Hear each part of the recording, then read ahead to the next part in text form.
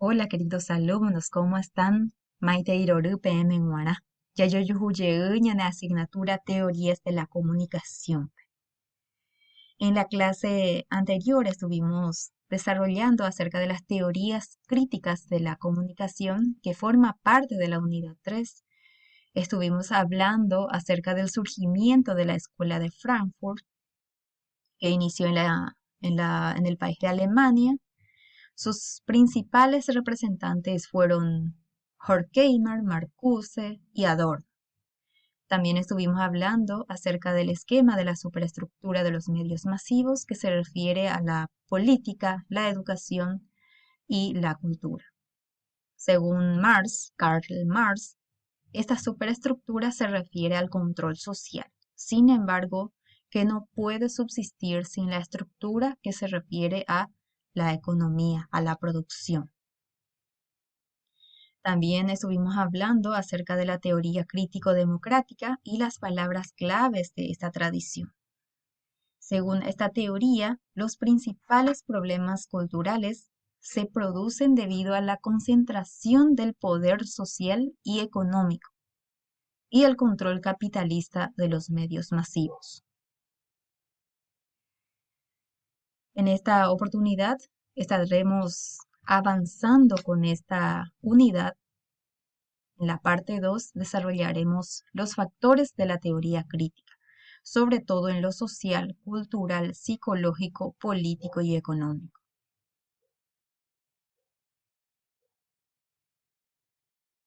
Aspecto sociológico.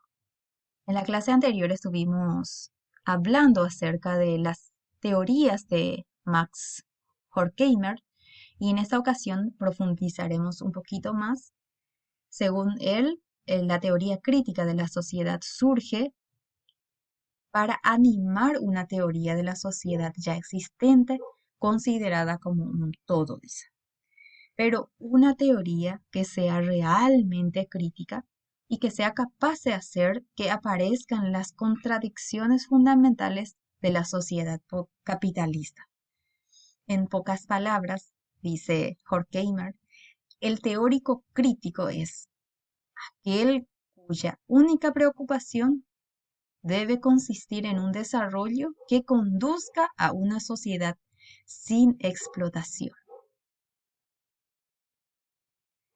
La finalidad de la teoría crítica, según él, es promover una transformación racional que tenga en cuenta al hombre, su libertad, su creatividad, su desarrollo armónico, en una colaboración abierta y fecunda con los demás, en lugar de un sistema opresor o de su perpetuación.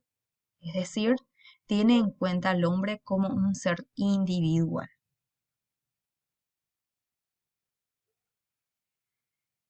Según el autor Frankenberg, 2011, la Escuela de Frankfurt tenía una agenda de investigación y estaba enfocada en tres áreas, que son cultura, desarrollo del individuo y economía política. En cuanto a la cultura, él afirma que el análisis teórico de la cultura de masas se basó en investigaciones empíricas de las costumbres y los estilos de vida de los grupos sociales de aquella época. Afirma que se llevó a cabo una revisión del rígido esquema marxista de base superestructura, haciendo hincapié en la autonomía relativa de la cultura como un fenómeno superestructural crucial. Se acordarán de la superestructura que estuvimos hablándolo nuevamente en la retroalimentación. Acá les puse nuevamente, se refiere a los controles sociales como la política, la educación y la cultura. En cuanto a este apartado dice el autor que tienen en cuenta solamente a la cultura como un fenómeno superestructural crucial. Es decir, hacen una investigación específicamente de las costumbres morales y los estilos de vidas, de los estilos de vida de las personas, de los grupos sociales. El autor dice que luego de la influyente ensayo de Horkheimer, principal representante de la teoría crítica y de la escuela de Frankfurt, escribió una obra titulada Teoría tradicional y crítica. Ciertos miembros del círculo interno, especialmente Marcuse y Adorno, partieron de diferentes puntos de vista hacia una teoría de cultura de masas post-liberal. En este apartado, entonces, vamos a tener en cuenta principalmente a Adorno, quien escribió una obra acerca de la dialéctica negativa. ¿A qué se refiere eso?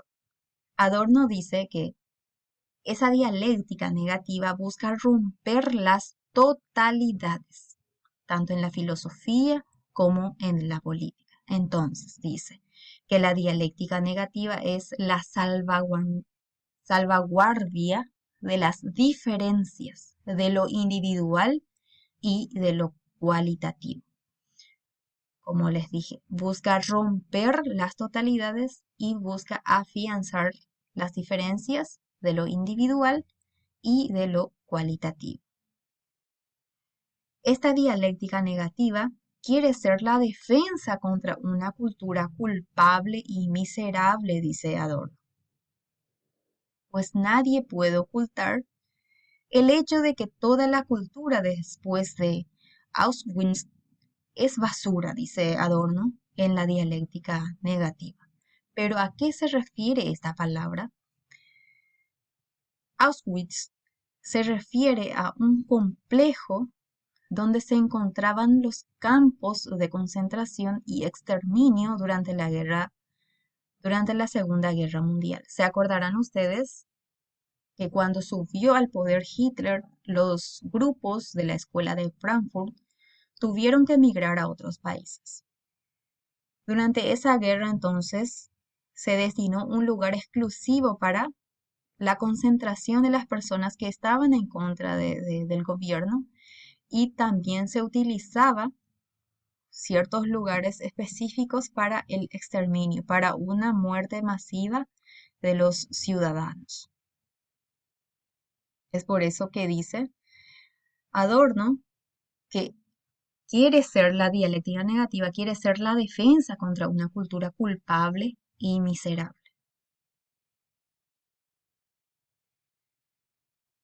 Según Reale y Antiseri, de 2011, Adorno es un crítico tenaz y duro de la cultura contemporánea, pues esta cultura, dice él, sirve al poder y no para dar voz a la realidad que se halla en mal estado por la sociedad capitalista, dice. En la obra de Dialéctica de la Ilustración de 1949, un libro que escribió Adorno junto con Horkheimer, para combatir el tipo de razón que intentó racionalizar el mundo para volverlo manipulable y sojuzgable, dice. Es decir, ellos escribieron en contra de las personas que querían racionalizar, que querían hacer que se vuelva normal. O sea, quieren preparar una razón instrumental, realizar un instrumento ciega en relación con los fines, dice. Prepara instrumentos para el logro de los fines que se busca y también los controlados por el sistema.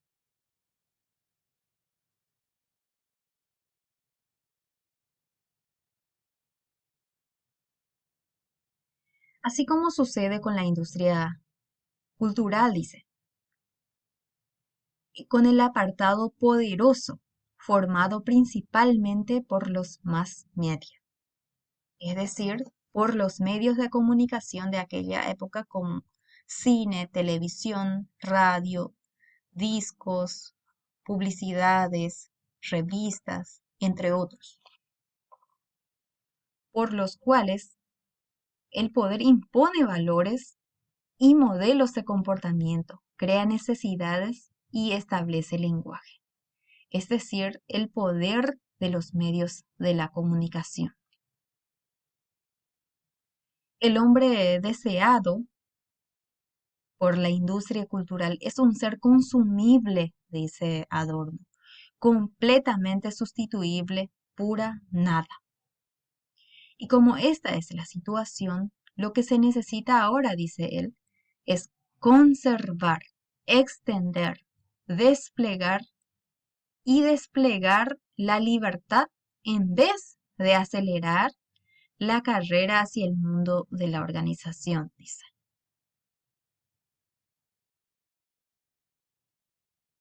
Cultura de masas, universal y comercializada.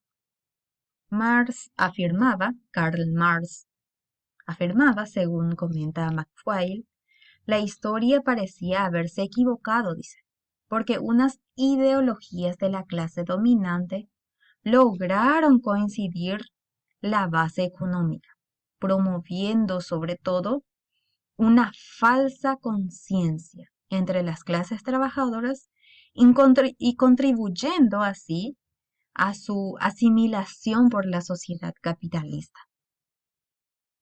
Se consideró a la cultura de masas universal y comercializada como un instrumento importante del éxito del monopolio capitalista.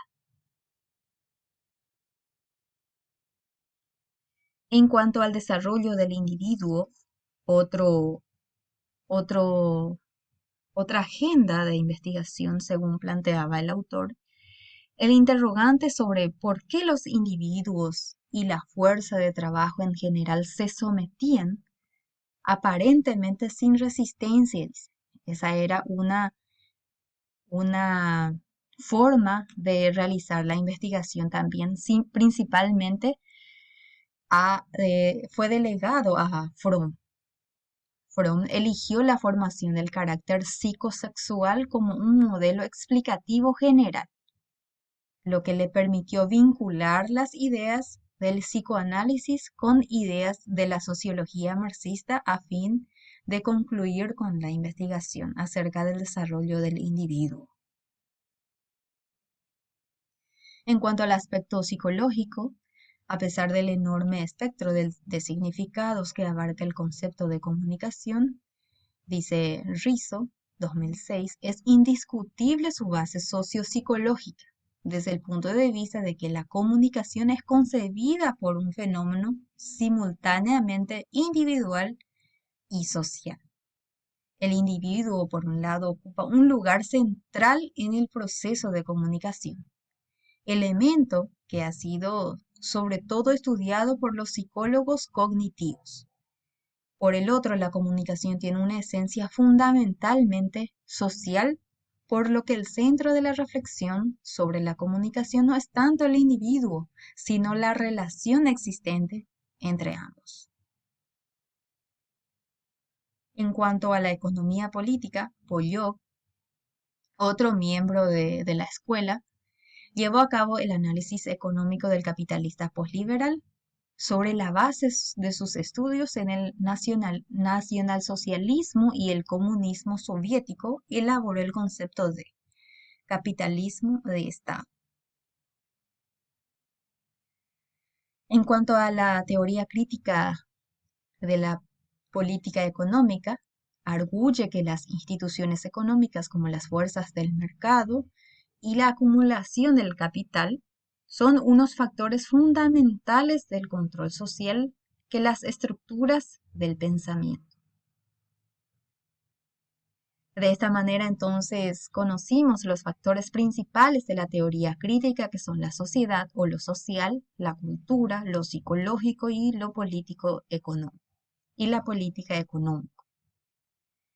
Igualmente conocimos un poco más a uno de los principales representantes de la teoría crítica, Adorno, quien escribió acerca de la dialéctica negativa para referirse a las diferencias, a lo individual y lo cualitativo. Él busca romper las totalidades. De esta manera, entonces, concluimos nuestra clase de hoy. Les agradezco mucho por la atención y nos reencontramos en la próxima clase. Muchas gracias.